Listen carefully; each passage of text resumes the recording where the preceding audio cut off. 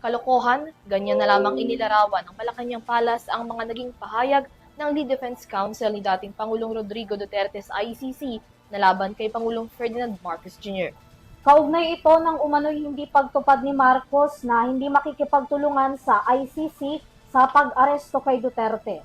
Depensa ng Palasyo, hindi pa presidente si Marcos nang maihain ang mga kaso kay Duterte sa ICC na noon pa raw 2017. Si Criza Lopez para sa detalye ng balita. Isang kalokohan na anya ang tinura ng lead counsel ni dating Pangulong Rodrigo Roa Duterte na si Nicholas Kaufman kaugnay kay Pangulong Ferdinand Marcos Jr. Mariing pinabulaanan ng Malacanang ang sinabi ni Kaufman na binabaliwala ni Pangulong Marcos ang legasiya na iniwan ni Duterte. Iginiit ito ni Kaufman sa unang araw ng confirmation of charges laban sa dating Pangulo sa International Criminal Court o ICC. Anya Kaufman, bigo si Marcos na tuparin ang kanyang pangako na hindi aasistehan o magbibigay ng anumang tulong sa International Criminal Court o ICC para mapanagot si Duterte sa korte. Case that President Ferdinand Marcos Jr.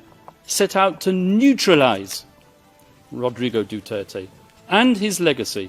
Yes, Mr. Deputy Prosecutor, I used that legendary word, neutralize, so central and so essential to your case theory, because you know just as well as me that I'm using the term metaphorically. Reaksyon ni Palace Press Officer Attorney Claire Castro, tila nakalimutan niya ng naturang abogado na 2017 pa nang inihain sa ICC ang reklamong crimes against humanity laban sa dating Pangulo, panahon na pribadong mamamayan pa ang kasalukuyang Pangulo.